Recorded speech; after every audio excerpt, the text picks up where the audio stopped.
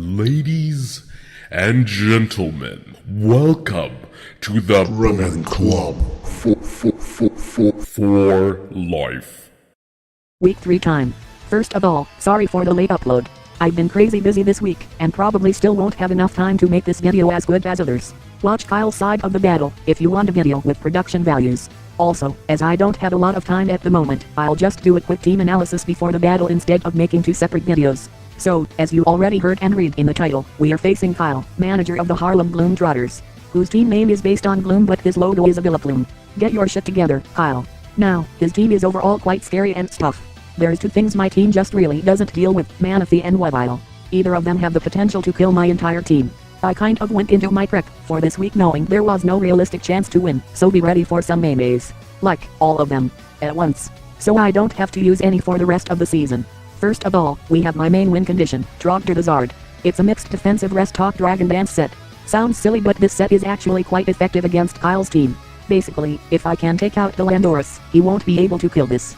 Adamant YoFizz does less than half, Thunderous does less than half with HP Dragon, and if I can get to +2 before Manaphy comes in, it's a comfortable 2-hit KO. Next up, May number 2, Relics on Miluwakee. Again, this deals with a surprising amount of things. We are running enough speed to outspeed many things, and enough HP investment to live something. Can't really remember. And thirdly, something a bit more normal. Defensive Tentacruel, with a tiny bit of speed, for various creeping purposes. Also Air Balloon, because I don't like losing to Lando. And then we have my new favorite creation, Mixed Hirakian. This is meant to lure in Lando. The combination of a -1 Storm Edge and the HP Ice will then kill it. We can even live an Earthquake, if he's Scarf thanks to our Shukaberry. This is basically there to support the Charizard and deal with its main counter. Our 5th team member is Hawluchas. We are running a Scarf set. He beat me with hacks in TGL so I'm running this to flinch things. Literally no other reason. We have enough HP to make a Thunderbolt from Thunderous B-roll to Oko. Everyone loves damage rolls. And lastly, Nidoking. It's a set. Definitely is. This does some various things but none of them well. I only put this here to have something to deal good damage to defensive Manaphy. Everything I could have brought after the first 5 months just kind of had a poor matchup so I went with the thing that can do good damage to Manaphy. Also trying to not be encored by Buffett. Fun stuff. Don't think there's much else to say here. Let's get to the battle. Team preview shows us that the matchup is just as bad as expected, which was nice. At least there were no surprises here. Also there's an Abra which is cool. So I just lead with Nidoking, and Kyle leads with YoFizz. I don't have a switch in. God bluff the Scarf. But Kyle just stays in and kills us. Cool. Let's bluff another Scarf then. I bring in Hirakian and die.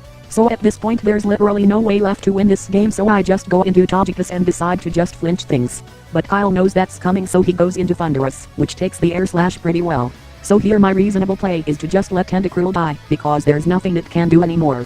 Kyle Volt switches into a YoFizz and takes out Tentacruel with a beat up. Cool. So now I really can't do much, except hope for the best with Zard. I bring it in, Mega Evolve up, and Kyle shows us the Swords Dance. We DT up, take YoFizz down to its sash and take a beat up. Now, at this point, we've seen that he has SD, beat up, Icicle Crash, and low kick.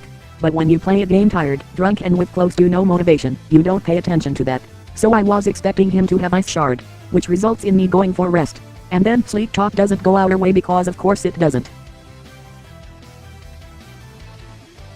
I bring out the Hawluchas and predict the obvious switch, getting us some nice baton pass momentum. Well, it's now or never. Kyle Volt switches into a Lando, and I get off the Relic Som, doing nearly half to Lando.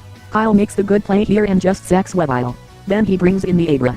His only good play here is to go for T-Wave. I can just Relic Som, transform back into normal Miluwakee and take any hit he wants to go for. So I expect him to do that, because everything else would just be wasting differential. I have the Lumberry, so I don't need to be scared of any status this wants to throw at me. But for some reason, he decides to just attack instead. Either that was the most over-the-top prediction ever or a bit of a bad play. And yes, I get to criticize bad plays. I brought Relics on Miluwakee. So now my only chance at critting the Thunderous and then flinching everything else. It's possible. But we miss an air slash. And then another. That was a game. Next week, we'll probably be facing a team in PPL D2 as well. See y'all there.